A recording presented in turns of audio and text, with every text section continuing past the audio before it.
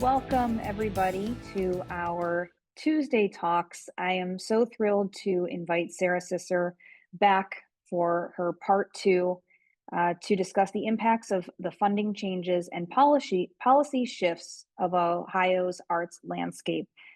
There's a lot going on right now, and there's a lot that Sarah is going to talk about. If you missed part one, we do have that session recorded and it's posted to our YouTube. It's on our Tuesday Talks playlist. So I really invite you to go back and watch that.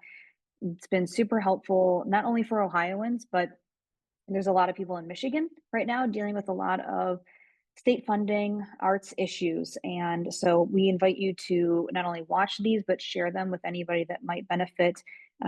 Ohio really has taken the lead in its arts advocacy, and Sarah is the head of this, and she is willing to share all of her information with us and really take part with our network, which is Ohioans and beyond. So I want to give a quick invite to Sarah, but I know that we have a lot to go over today. So again, thank you for joining us. I'm Jessica Rosenblatt. I am the executive director of the Ohio Arts Professionals Network.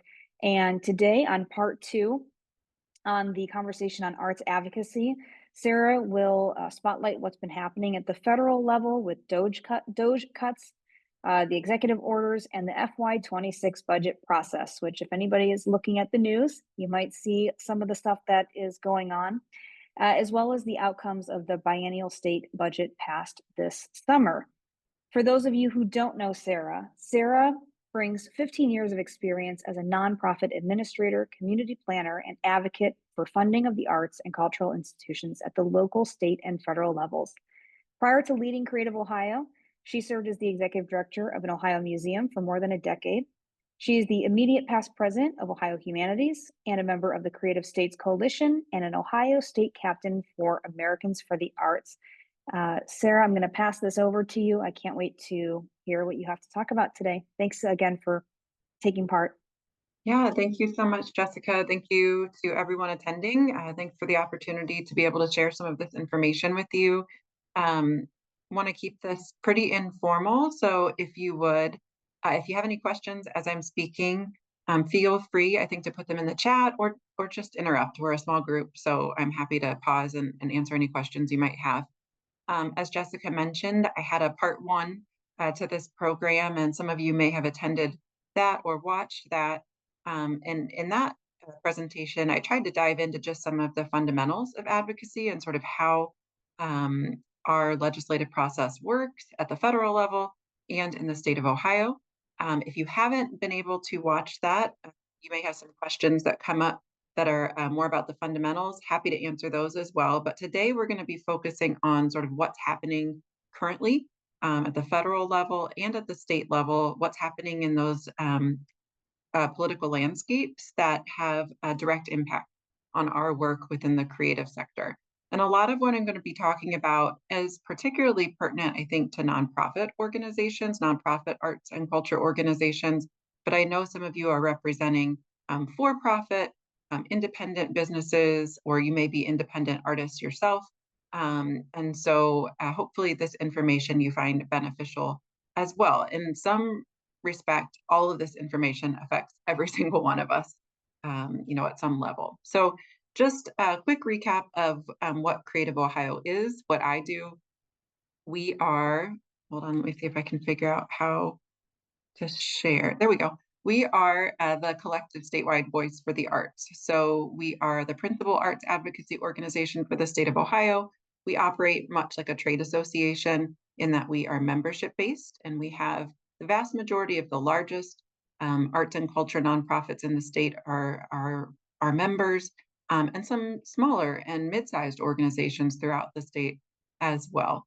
And so we tried to provide a collective voice for our sector as we advocate for, of course, additional funding, but also policies that are responsive to the challenges that we're facing within the sector. And again, we work vertically. We work at the federal level, of course, at the state level, and occasionally at the local level when there's a reason to be involved. Just a quick shout out to some of our members. We have more than 130 organizational members, but they are certainly representative of the full geography of the state of Ohio. In our work, as I mentioned, in addition to advocacy, we try to focus on raising the bar, if you will, for civic literacy and civic engagement within our sector. We do some leadership development within our sector. We have regular connecting point calls with many of the executive leaders in our sector, regular public policy updates. We commission impact studies to measure the economic impact in particular of our sector throughout the state, and some continuing education pieces. One of those programs, our Advocacy Leadership Institute, I'll share more with you about before we wrap up today. Okay, so a refresher on sort of some definitions pertaining to advocacy.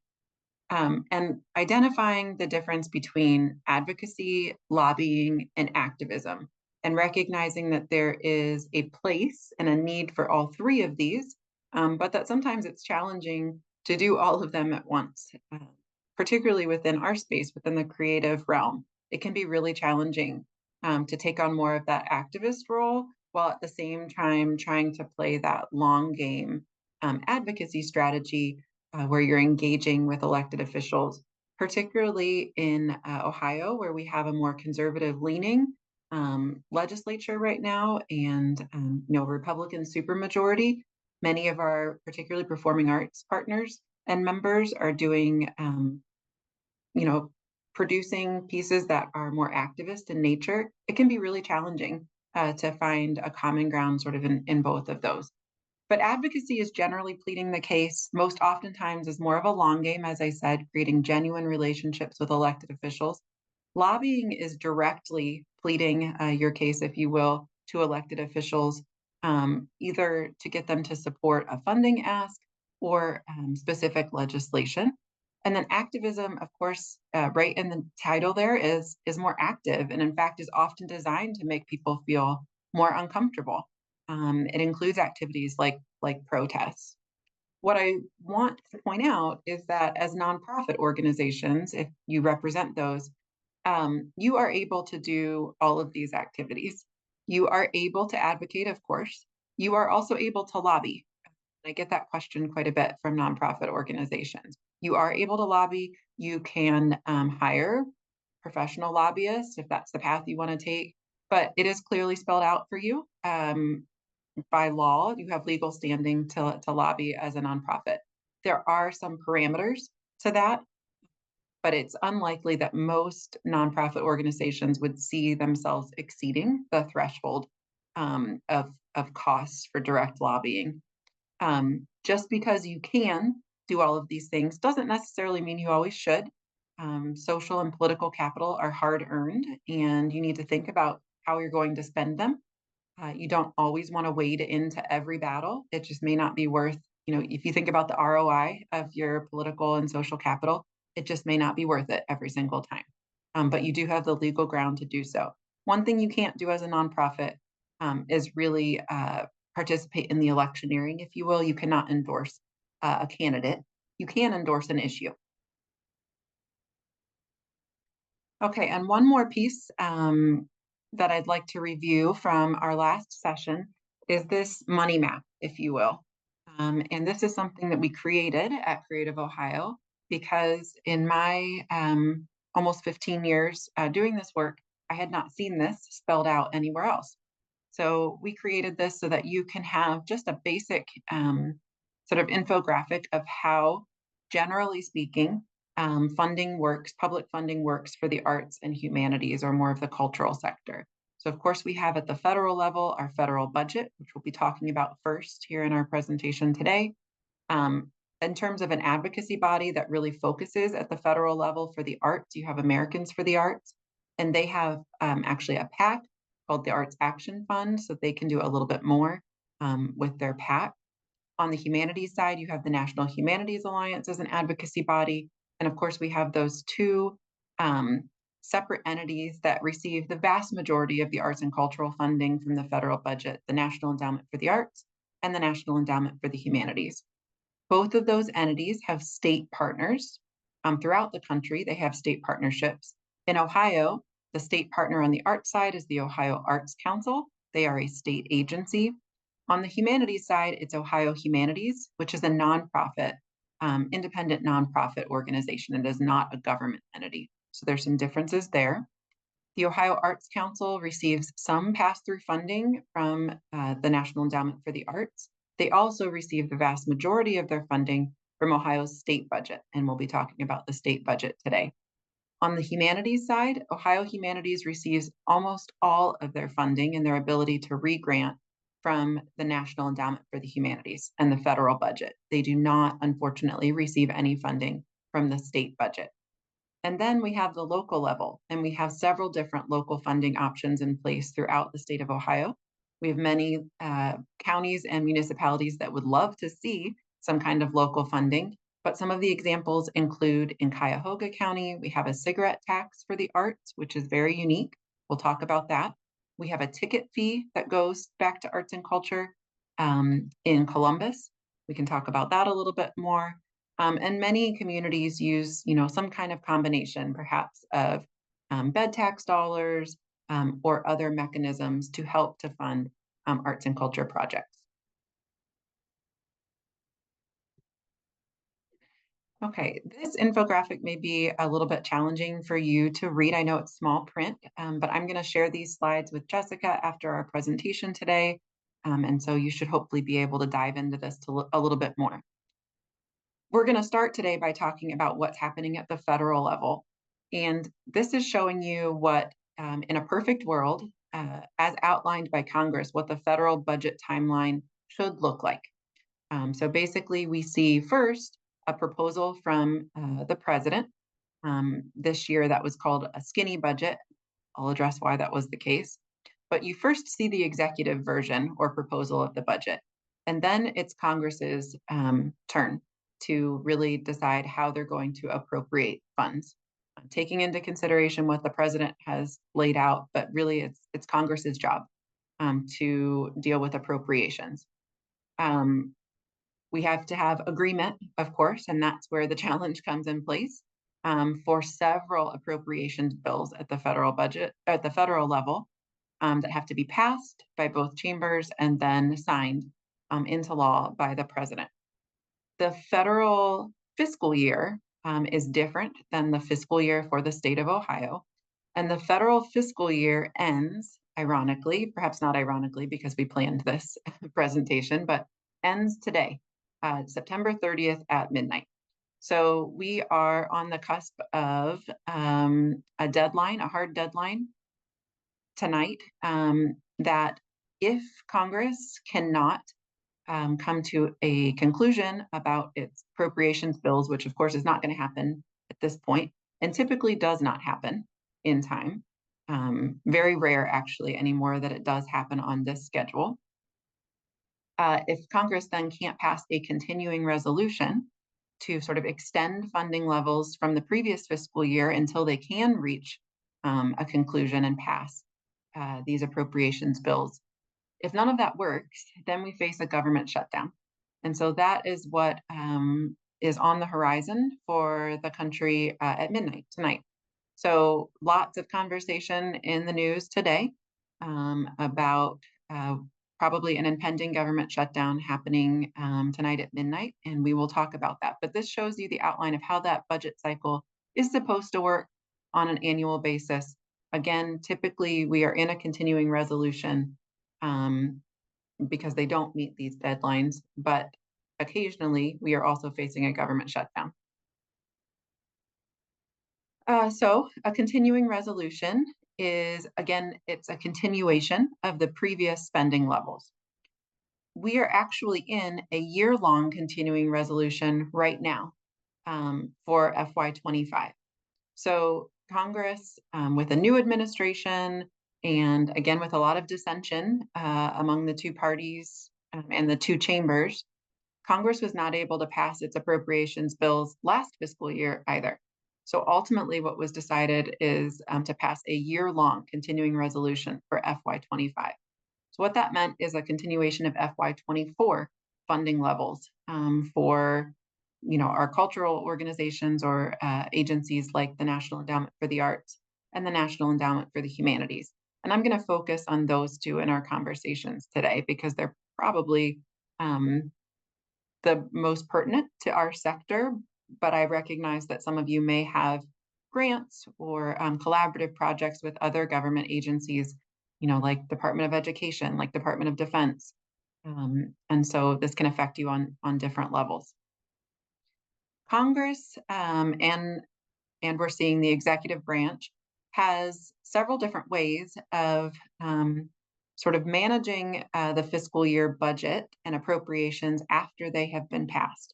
And we've seen a lot of that here in this last few months. So the first one of those methods is reconciliation. And we saw that happen this summer. That's a way for Congress to enact legislation on taxes and spending with just a simple, these are on already appropriated funds, with just a simple majority vote. So that can avoid the threat of a filibuster, and it requires obviously fewer votes. It has been used to enact 23 bills since 1980, and we saw it in the form of the one big beautiful bill that was signed into law by the president this summer. So that's one way for Congress working in tandem with the executive branch to affect already appropriated funds. Another way for Congress to do this is through rescissions. We also saw this happen over the summer. So rescissions are a way for Congress to cancel already appropriated funds that have not been spent yet. They can then redirect these funds to other priorities. So, of course, we've seen something really unique under the second Trump administration with the DOGE efforts early on in his administration. So DOGE went through and systematically cut a lot of funding, canceled a lot of grants in several key agencies. I don't think it's any secret that the National Endowment for the Humanities in particular, to some degree the National Endowment for the Arts, but definitely the humanities, was a target for DOGE and for the Trump administration. So in March, DOGE actually canceled all of the open grants of the National Endowment for the Humanities, including all of the funding to its state partners, all of those state humanities councils.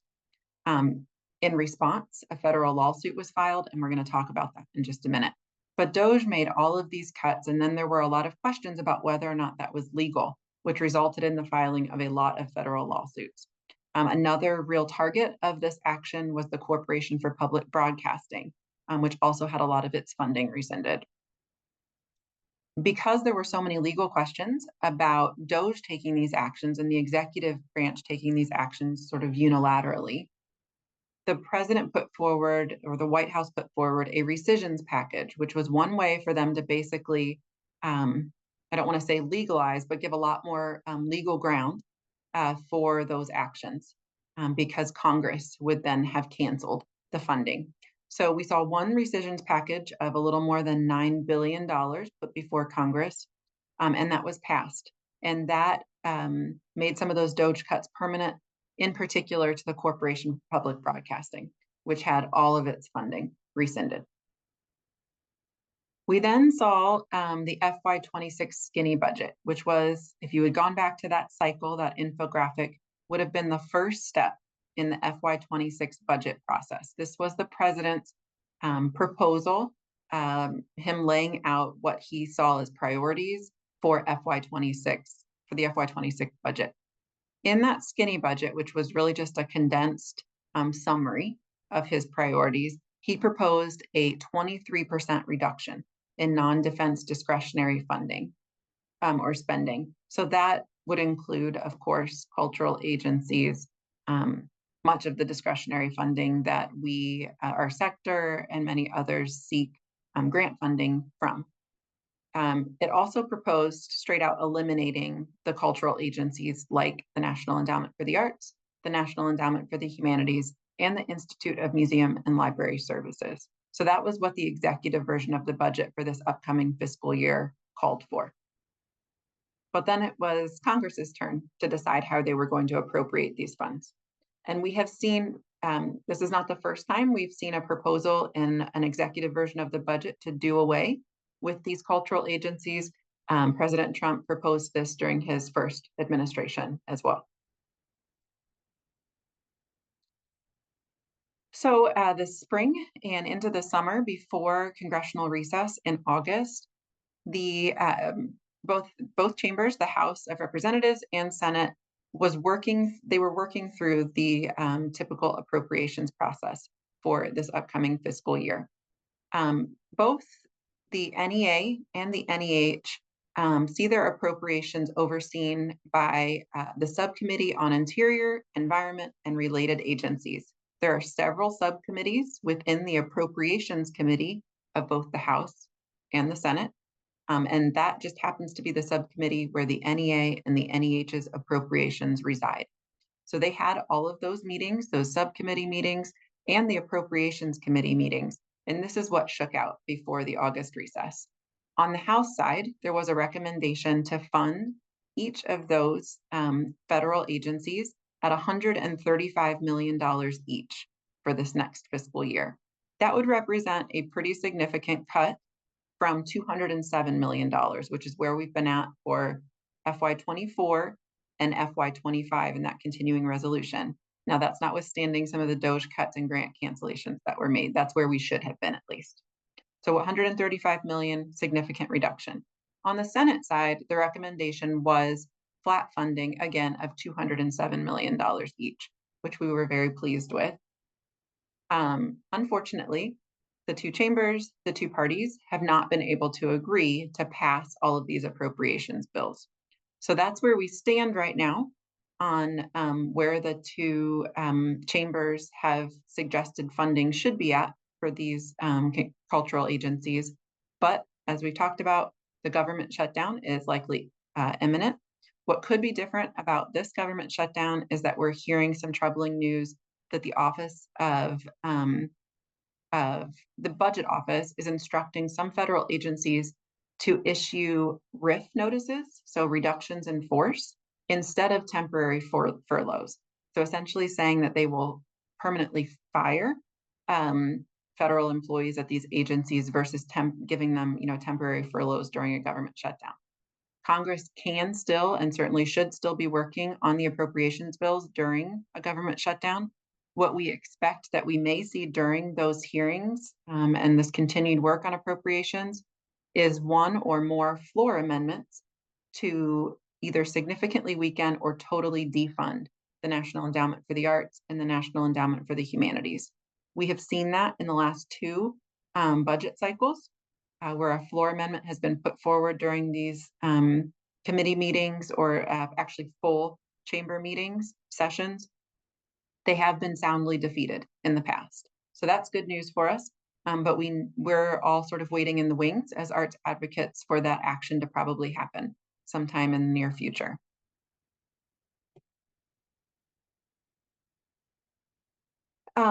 Just a couple more points about the federal level before we talk more about what's happening in Ohio at the state level.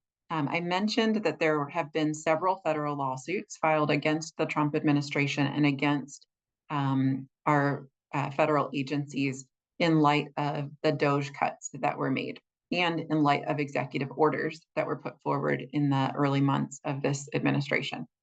One of those lawsuits was filed against the National Endowment for the Arts, which put on its compliance list for its grantees a need to comply with the executive order, specifically that would not allow its grantees to promote gender ideology. And it describes what it defines as gender ideology. That was challenged in a federal lawsuit by a group of performing arts organizations.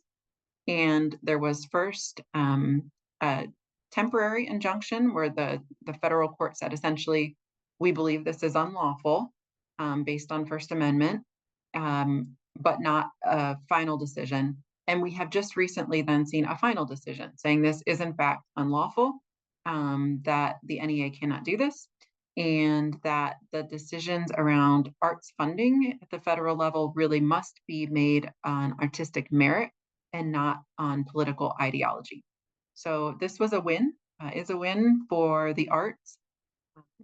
There are almost countless federal lawsuits, not just obviously around the arts, but around a whole host of issues within district courts all over the country against the Trump administration right now. But this was one that was very specific to our sector that has had the outcome that we wanted to see. There's also a pending federal lawsuit against the National Endowment for the Humanities. I mentioned that all of the open grants that had been awarded to the state humanities councils to then re-grant out to humanities and arts organizations in their respective states, all of those grants were terminated. And they were done so unlawfully, is what we've been told by the preliminary injunction in this case. DOGE sent out the communications to the state humanities councils. It was not done by the NEH, it was done by DOGE. And the state humanities councils and that federal state partnership between the NEH and the state humanities councils is a statutory mandate of Congress. So we felt like there was pretty strong ground for that federal lawsuit. And again, at least the preliminary judgment, the judge agrees that this was done unlawfully. That does not mean that funding has been restored yet to these state humanities councils. This is the first step, but it's a positive step in the right direction. So before I move on to our state level, what's happening in Ohio, just going to pause for a minute and see if there are any questions or thoughts. And I know this can be like drinking from the proverbial fire hose. So you may need a few minutes or until the end to think about questions. Okay, if no questions, then let's talk a little bit more about what's happening at the state level. So in Ohio, we have a operating budget, a biennial operating budget that is passed in the odd numbered years. So we have just completed the 2-year biennial operating budget for FY26 and FY27 in Ohio. That was passed at the very end of June of this year. So odd numbered years, the state legislature passes our biennial operating budget. In the off years, in the even numbered years, the state of Ohio has traditionally, though is not mandated to do so, but has traditionally passed a capital budget. And we're going to talk about that momentarily. But this gives you an idea. Again, we saw that infographic at the federal level. This gives you an idea of the budget timeline at the state level in Ohio for the operating budget. So I mentioned that the fiscal years are different. The end of the fiscal year in the state of Ohio ends June 30th. So that state budget has to be passed by midnight on June 30th.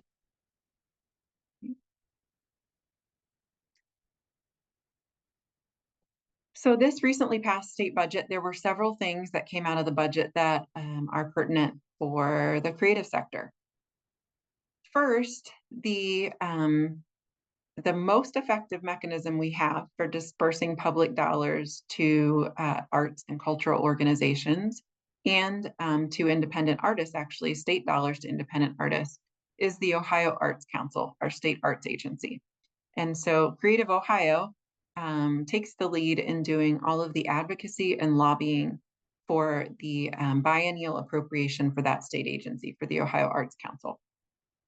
We were very fortunate in a tough budget cycle where we saw a lot of cuts that we were able to secure a historically high appropriation for the Ohio Arts Council. So that is about $53.5 million for those 2 years, divided over 2 years.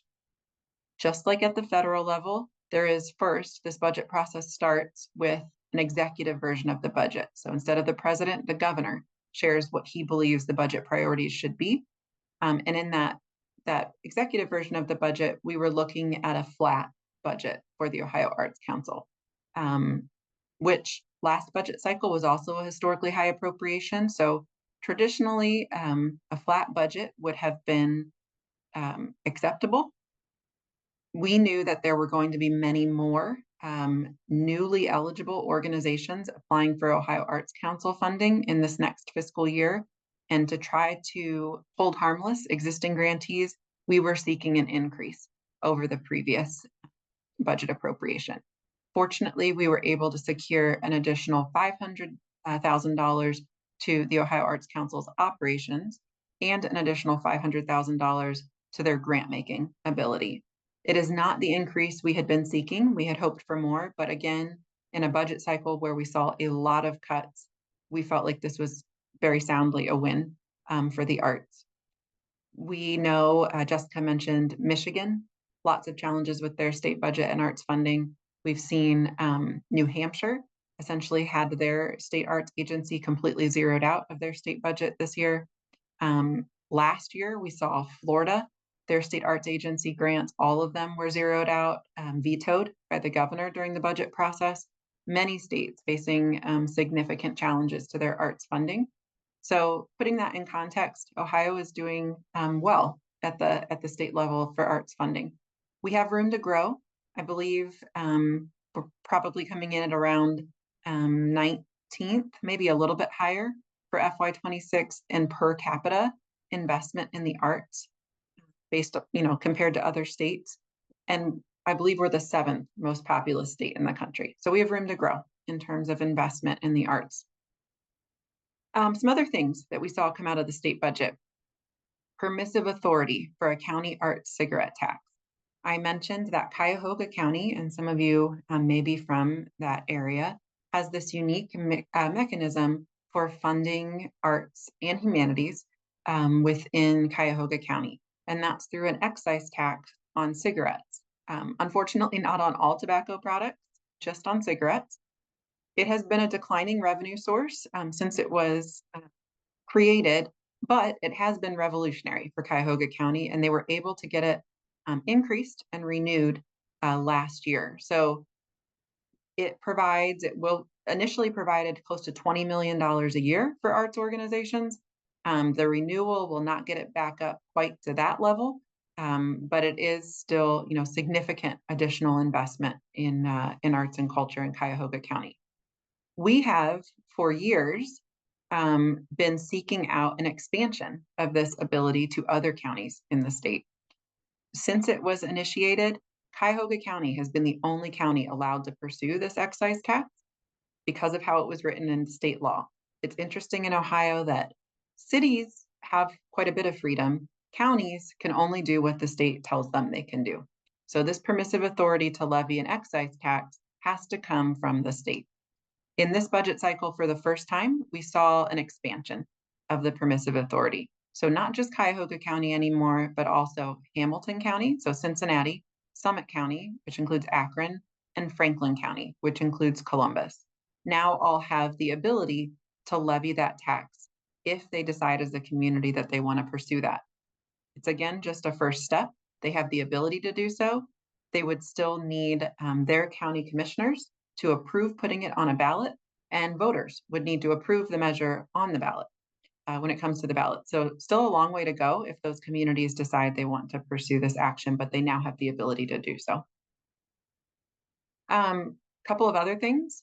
We have a film and theater tax credit in the state of Ohio. We've been trying to increase the cap on that film and theater tax credit to make Ohio more competitive with other states in the country that see quite a bit more, in particular film production.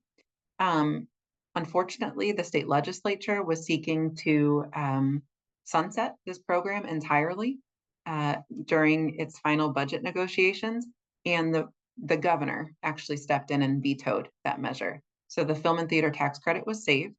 We had a similar situation with the Percent for Art program, which requires projects that receive state dollars to set aside 1% for public art or art activation within that capital facility, within that capital project.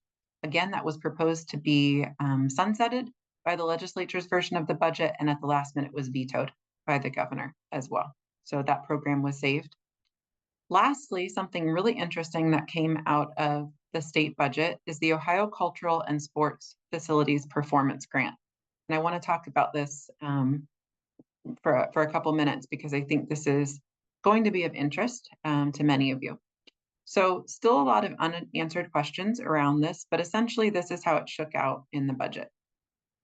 We had a professional sports team in Cleveland, the Cleveland Browns, and the Haslam Sports Group that owns the Cleveland Browns that was seeking significant state investment in a proposed new stadium for the Browns outside of Metro Cleveland in Brook Park, a suburban community.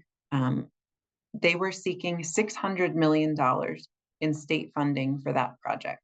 They have been pretty open about their lobbying for those funds since the beginning of the budget cycle and probably before. And throughout the different sort of chapters, if you will, of the budget cycle up until passage, we thought a few different things. For a while, it looked like there was going to be no investment, that the legislature was not interested, that the governor was not interested in thinking about that request.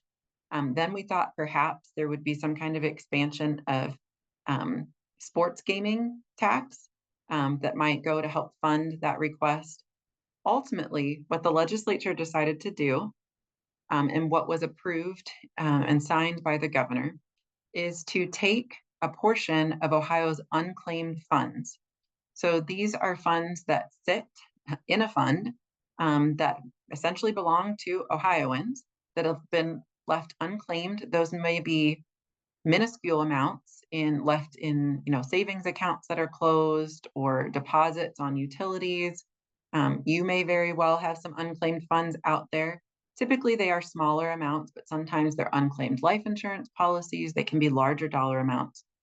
All of that aggregated, the state is the fiscal agent for those funds, holds on to them until they're claimed. All of those funds aggregated more than $4 billion that the state is holding on to. What the legislature decided to do was to take $1.7 billion of those funds that had been unclaimed for more than 10 years and create a couple of new pots of money, if you will. They took $700 million and are putting it into, or will, this all happened January 1, $700 million will go into a yet unnamed fund for the legislature to have more control over. We don't know what's going to happen with that money. The $1 billion will go into an Ohio Cultural and Sports Facilities Performance Grant Fund. We already know that $600 million of that $1 billion is spoken for. It's going to the Cleveland Browns for their stadium. So that's $400 million left in this performance grant fund that is potentially eligible for, of course, sports facilities, other athletics, professional or otherwise in the state of Ohio, but also cultural facilities. Here's where all the unanswered questions come into play.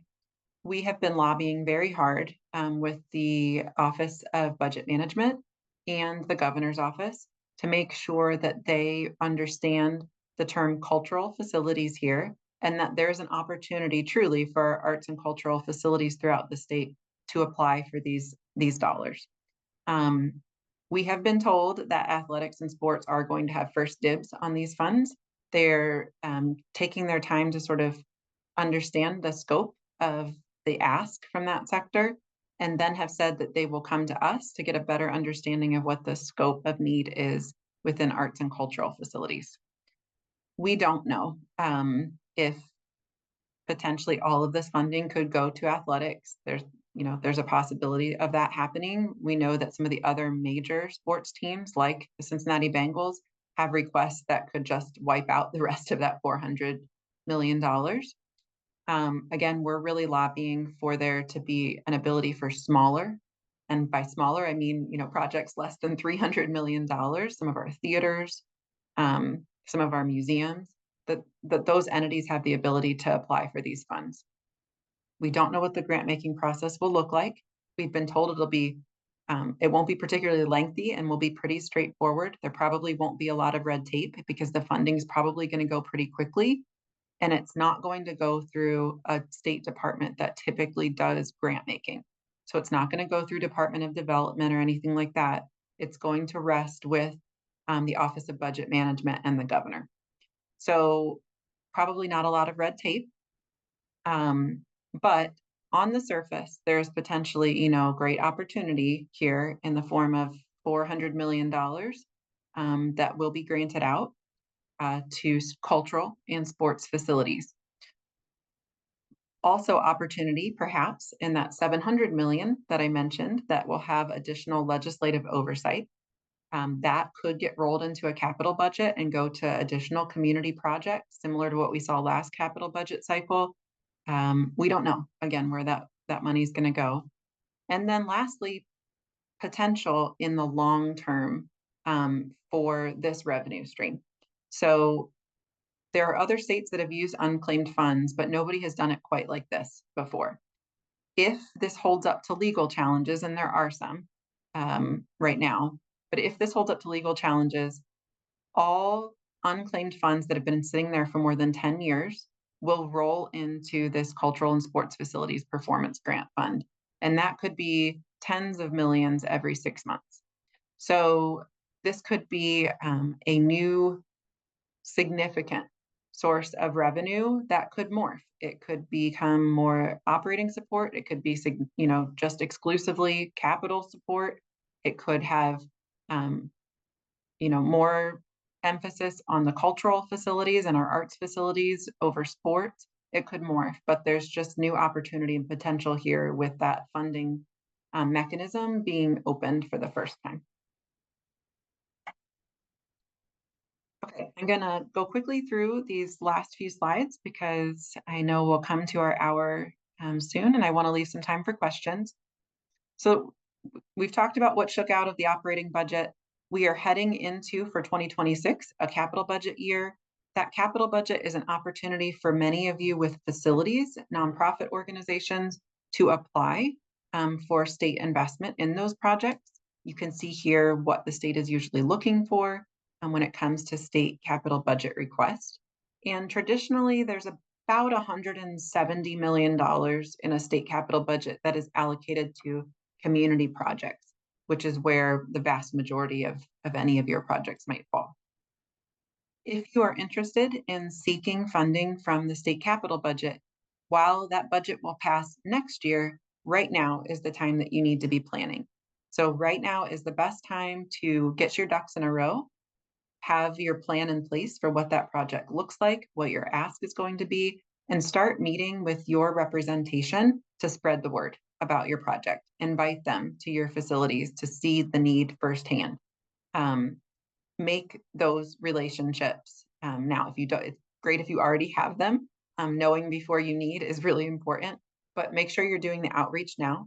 And also brief your local leaders. Some of you in larger municipal areas like Columbus, like Cincinnati, you may have local chambers or like regional authorities that help to prioritize those capital budget requests for the state.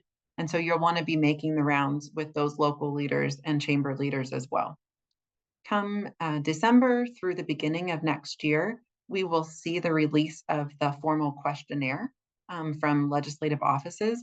And that is a pretty short questionnaire. It's not like a traditional grant that you will need to complete to actually formally make your request for capital dollars. So you'll want to make sure you complete those submissions carefully, keep it short and brief, and complete them on time. And then lastly, after all of those questionnaires are collected, next spring into the end of June, traditionally the end of June is when it's passed, there will be all these deliberations happening mostly behind the scenes. It is, again, an important time to stay in touch with your legislators, your representatives, those who you have tried to cultivate as being champions for your project. Stay in touch with them during this time. Make sure you provide them with any additional detail if needed. And that capital budget bill usually moves pretty quickly in late spring, early summer through the two chambers and to the governor's desk. So you need to stay on top of it with your communication and back and forth with your legislative offices. Okay, I think this is one of my last slides. Just want to tell you kind of what's on the horizon that I'm thinking about that you all might want to be thinking about. Firstly, property tax reform is at top of mind right now for our state legislators, excuse me. There were some attempts at property tax reform during the budget cycle. they weren't successful. We have now seen such a groundswell from voters in Ohio, so upset with increases in property taxes that there will very likely be a citizen-led ballot initiative next year during the general election. I assume is when it will get on the ballot to do away with property tax entirely in the state of Ohio, which would be extremely detrimental in many ways to, yes, our sector, but many others, to our schools. If you think about our public schools, it would be extremely challenging. Local municipalities would lose and counties would lose the vast majority of their funding almost overnight. To curb this groundswell, the legislature right now is really trying to pass some property tax reform bills, but many people think it just may be too late. Again, that groundswell of discontent from the voters has just really grown to such a point that I do think we will see that ballot initiative within the next year. Ticketing legislation, I know would be of interest to many of you. CreativeOhio is pushing forward with legislation to curb third-party ticket scamming in the state of Ohio. And we're looking to hopefully have that bill dropped by some sponsors within the next couple of months. Of course, we have a new governor that will be voting on in 2026. And the front runner for our new governor is Vivek Ramaswamy. New governor, new priorities, and I think we could see a lot of changes with Vivek as governor, including and perhaps conversation about income tax in Ohio. Vivek has been stumping for a while on doing away with income tax in the state of Ohio.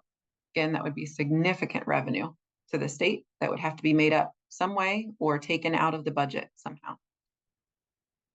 We could continue even after a budget is finalized at the federal level. Now that it's been done successfully, we could see rescissions going forward from the Trump administrations to rescind appropriated congressional funding. And there's no reason why we couldn't start seeing rescissions happening at the state level, whether it happens in Ohio or in other states throughout the country. That's a very real possibility. And lastly, I'm really interested to see how this Ohio Cultural and Sports Facilities funding mechanism evolves and what that could mean for our sector going forward and our capital needs.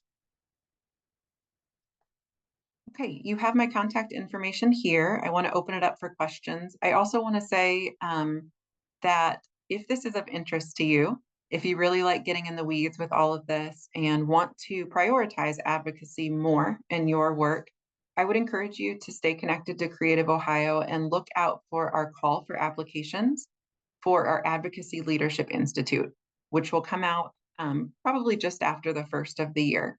We are wrapping up our inaugural year of the Advocacy Leadership Institute, where we had 26 executive leaders in the creative sector join us once a month in a different Ohio city to really do a deep dive into arts advocacy. It's been a great program. Would love to see some of you take part in it if it's of interest. So again, look for the application process to open after the first of the year. And with that, happy to take any questions. Wow, Sarah, this is, first off, let me just start by saying this was so informative. I know this is probably a lot for everybody during your lunch break here, but thank you for just taking the time to put everything together. There's a lot to digest and to understand for a lot of us who aren't in this world every day, but I appreciate you sharing those slides. And just so everybody knows, anybody who registered for this will also receive the email with these slides to dive in. And of course, OAPN will continually echo any messages that we receive from Sarah and CreativeOhio to everybody. You mentioned obviously working with your legislators and forming these relationships now, which I think is great. And OAPN, we can send out information if anybody's unsure on how to find your representative. But you also mentioned that survey, the questionnaire. Is that something that you're personally going to receive that you might be able to send out to us that we can then? Yeah, so we don't know exactly what that questionnaire is going to look like yet, Jessica, but it'll probably be very similar to what has gone out in past years. And they will be available, those forms will be available through every legislative office at the state level. So you can work directly with your state office. In fact, it will probably be on their website to get those. But yes, we can also and likely will also share that through our communication channels. Great. Another quick question, and then of course I want to open this up. And we did have one question here in the comments, but is there anything that we can personally do with the lobbyists that are putting forth the effort to make these connections as well and kind of work really hard behind the scenes? What can we do with them legally and that was most beneficial? Yeah, so that is a good question. Creative Ohio as a coalition employs or keeps on retainer a small team of lobbyists. So we have them year round. Our members have the benefit of being able to, ask questions of those lobbyists and at least at a surface level, get legislative counsel provided, they won't help somebody through the entire capital budget process, just as being a member benefit of Creative Ohio, but they definitely have been great about stepping in and helping, or at least giving, even a second opinion if you need one for our members. Something that we found really helpful, I think, like, for example, this ticketing legislation. Right now we're seeking our champions for that, those legislators who are going to sponsor that bill. We have worked already with members of Creative Ohio, our larger theater members, to refine the language in that bill. But what we're going to need is, testimony, firsthand accounts from partners and members about how third-party ticket scamming has affected their revenue, their public relations with audiences. So sometimes we need, not just dollars, not just membership dollars, but also firsthand accounts and testimony to help make our case stronger, depending on what it is we're pursuing. That's great. And OAPN can absolutely help there by reaching out to our presenter members and pulling that together. So thank you for that. We always love the calls to action. So Yeah. I appreciate you being able to take a lot of information and simplify it in a sense. Ed did ask earlier, and I did Google this while you were talking, but I just want to confirm that Google is indeed correct. He asked who manages the Ohio Cultural and Sports Facilities Performing Grant Fund. Google said that nobody does, and it's a state treasury fund administered by the Ohio Facilities Construction Commission. Is that correct? So the fund itself, the Ohio Cultural and Sports Facilities Fund, is brand new, right? There are really no parameters around it. It is just the name that has been given to these unclaimed funds that are going to be siphoned off after the first of the year to create this new grant fund. And it's just the name that was given in the budget, right? So that's where there's all these unanswered questions. So there's nobody managing it right now outside of the Office of Budget Management and the governor's office, and that's really, they're keeping it pretty close to the vest. Oftentimes, these grant programs, as I mentioned, will go through a state department like the Department of Development, and that, at least as far as we know, is not going to be the case with these dollars. So that could definitely morph and change, probably will. Again, if this all holds up to the legal challenges and this becomes an ongoing source of revenue, then we may see it have a little bit more structure and leadership beyond just what the governor kind of wants to do with it. But at the moment, there's really not any structure associated with it. It's just the governor's office and budget management. Great. Thank you for that. Yep. We've got a few minutes left. Are there any questions? You're just so thorough, Sarah. This is great. Well, again, thank you everybody for joining us. OAPN, we host these Tuesday talks. We reach out to experts in the field from Ohio and beyond to bring topics that are relevant to our performing arts community. And we're always open to different topics that you guys want to hear about in the future. So don't hesitate to reach out to me, info@oapn.org. Keep an eye out for our last few Tuesday talks we have scheduled for the year. And we'll be more in touch with Sarah, and you all know how to get in touch with Sarah as well. So again, thank you, Sarah, so much. I really appreciate you. We all appreciate you. Absolutely. Thank you, Jessica. Thanks, everyone. Bye, everyone.